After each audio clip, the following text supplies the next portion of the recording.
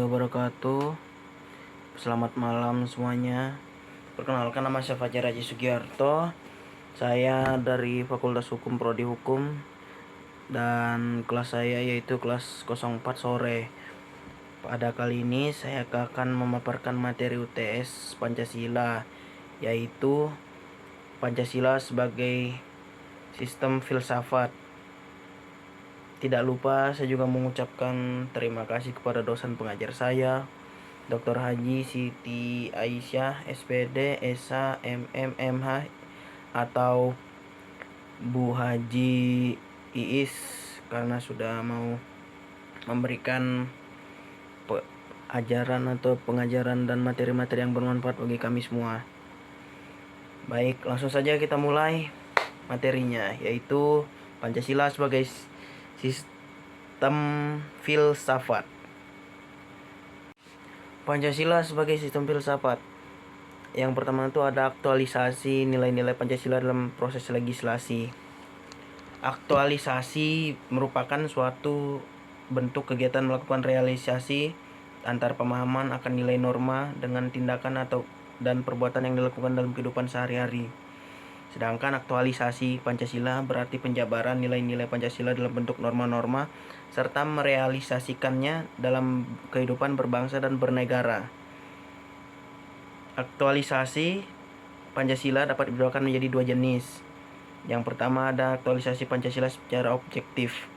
Aktualisasi Pancasila secara objektif artinya realisasi penjabaran nilai-nilai Pancasila dalam bentuk norma-norma dalam setiap aspek penyelenggaraan negara, baik dalam bidang legislatif, eksekutif, dan juga yudikatif, maupun semua bidang kenegaraan lainnya. Aktualisasi objektif ini terutama berkaitan dengan peraturan perundang-undangan Indonesia. Dan yang kedua ada aktualisasi Pancasila sebagai subjektif atau secara subjektif. Aktualisasi subjektif artinya realisasi penjabaran nilai-nilai Pancasila dalam bentuk norma-norma ke dalam diri setiap pribadi, perseorangan, setiap warga negara, setiap individu, setiap penduduk, setiap penguasa, dan setiap orang Indonesia. Aktualisasi ini berkaitan dengan kesadaran, ketaatan, serta kesiapan individu untuk mengamalkan Pancasila atau dalam kurung norma-norma moral. Yang selanjutnya ada nilai-nilai Pancasila sebagai sumber etika politik. Sila pertama yaitu ketuhanan yang Maha Esa, serta sila kedua kemanusiaan yang adil dan beradab adalah merupakan sumber-sumber nilai moral bagi kehidupan kebangsaan dan kenegaraan. Sila ketiga, dalam sila ketiga, bangsa Indonesia sebagai bagian dari umat manusia hidup di dunia secara bersama-sama di suatu wilayah tertentu. Isi sila keempat dengan suatu cita-cita serta prinsip-prinsip hidup demi kesejahteraan bersama negara adalah berasal dari rakyat, dan segala kebijaksanaan dan kekuasaan yang dilakukan senantiasa untuk rakyat. Sila kelima isinya adalah merupakan tujuan dalam kehidupan negara, pelanggaran atas prinsip keadilan dalam kehidupan kenegaraan akan menimbulkan ketidakseimbangan dalam kehidupan negara. Makna nilai-nilai dari Pancasila. Ketuhanan yang Maha Esa yang pertama adalah mengandung pengertian, kepercayaan, dan keyakinan dari bangsa Indonesia tentang adanya Tuhan yang Maha Esa. Lalu yang kedua ada kemanusiaan yang adil dan beradab. Berarti sifat-sifat manusia yang menunjukkan ciri khas atau identitasnya manusia itu sendiri. Yang ketiga ada persatuan Indonesia. Berarti persatuan bangsa Indonesia yang mendiami wilayah Indonesia. Yang keempat ada kerakyatan yang dipimpin oleh hikmat kebijaksanaan dalam permusyawaratan perwakilan. Mempunyai arti bahwa rakyat dalam menjalankan kekuasaan atau kedaulatannya ialah melalui perwakilan, sedangkan keputusan-keputusan musyawarah yang dipimpin oleh rasio yang sehat. Yang kelima yaitu keadilan sosial bagi seluruh rakyat Indonesia. Berarti bahwa keadilan tersebut berlaku di segala bidang kehidupan masyarakat maupun di legislasi. Aktualisasi Pancasila secara objektif juga dikaitkan dengan nilai-nilai dalam setiap sila dalam Pancasila. Aktualisasi Pancasila sila pertama. Dalam sistem kenegaraan, hal ini sudah dijelaskan dalam UUD 1945 dalam pasal 28E ayat 1 dan ayat 2 yang berbunyi, setiap orang bebas memeluk agama dan beribadat menurut agamanya, memilih pendidikan dan pengajaran, memilih pekerjaan, memilih kewarganegaraan, memilih tempat tinggal di wilayah negara dan meninggalkannya, serta berhak kembali. Setiap orang berhak atas kebebasan meyakini kepercayaan dan menyatakan pikiran dan sikap sesuai dengan hati nuraninya. Aktualisasi Pancasila sila kedua. Sila kedua dalam Pancasila menjelaskan tentang menjunjung tinggi hak asasi manusia dan menghargai atas kesamaan hak. Hal ini tercantum dalam UUD, yaitu pasal 27 ayat 2 berbunyi, tiap-tiap warga negara berhak atas pekerjaan dan penghidupan yang layak. Dan juga pasal 28D ayat 1 berbunyi, hak atas pengakuan, jaminan perlindungan dan kepastian hukum yang adil dan perlakuan yang sama di depan hukum. Aktualisasi Pancasila ketiga. Sila ketiga ini menjelaskan tentang bagaimana kita sebagai warga negara menunjukkan rasa persatuan dalam menjalankan hidup berbangsa dan bernegara. Dengan banyaknya perbedaan suku, ras, kelompok dan golongan maupun kelompok agama dalam semangat Bhinneka Tunggal Ika, dalam bidang pendidikan, pemerintah mewujudkannya dengan mendirikan sekolah-sekolah dan perguruan tinggi di mana dalam sekolah tersebut terdapat banyak budaya, suku, ras, agama, dan segala perbedaannya yang saling berbaur. Yang keempat adalah aktualisasi Pancasila sila keempat.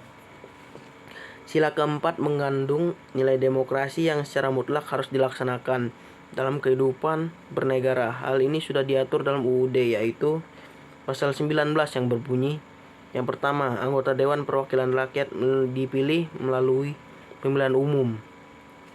Yang kedua, susunan Dewan Perwakilan Rakyat diatur dengan undang-undang. Yang ketiga, Dewan Perwakilan Rakyat bersidang sedikitnya sekali dalam setahun. Pemilihan umum di Indonesia sudah dilaksanakan sejak tahun 1955 untuk memilih anggota DPR dan konstituante. Aktualisasi Pancasila kelima.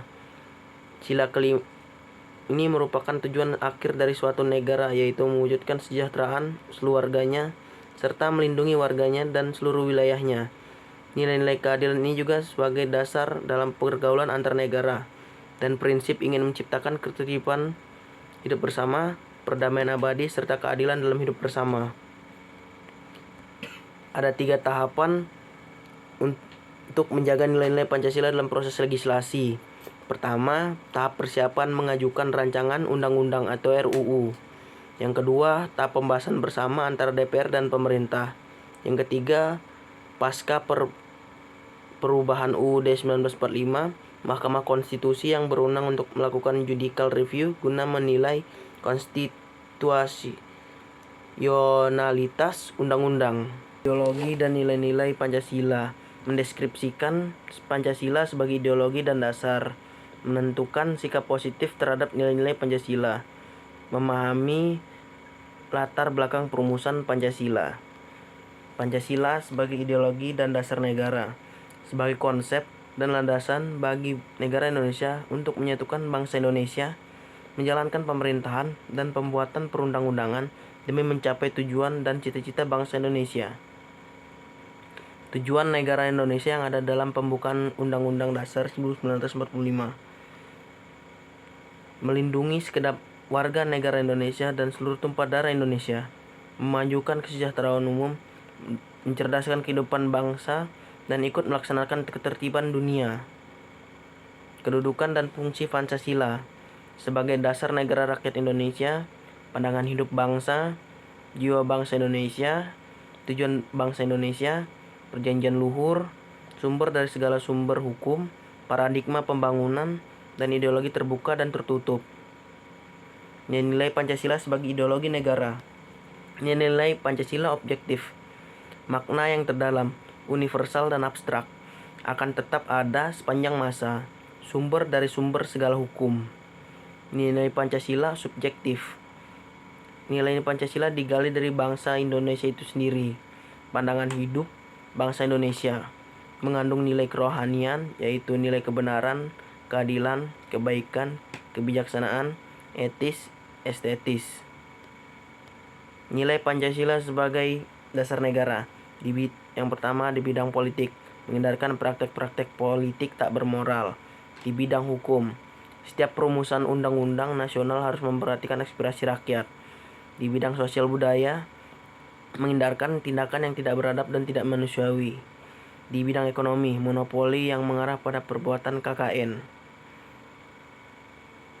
Perumusan Pancasila sebagai dasar negara, merencanakan sesuatu yang menyangkut kemerdekaan Indonesia, membentuk panitia 9, merumuskan Piagam Jakarta 22 Juni 1945, yang dilanjut dengan sidang BPU.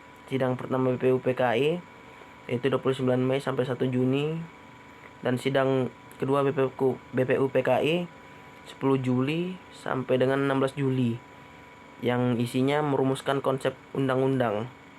Dan ini ada beberapa tokoh yang mengusulkan dasar negara, yaitu Muhammad Yamin, Ir Soekarno. Positif terhadap nilai-nilai Pancasila. Yang pertama, sila pertama toleransi umat beragama. Sila kedua mengakui harkat dan martabat manusia. Sila ketiga menempatkan kepentingan bangsa di atas kepentingan pribadi atau golongan. Sila keempat menghargai pendapat orang lain. Sila kelima menghargai hak-hak orang lain.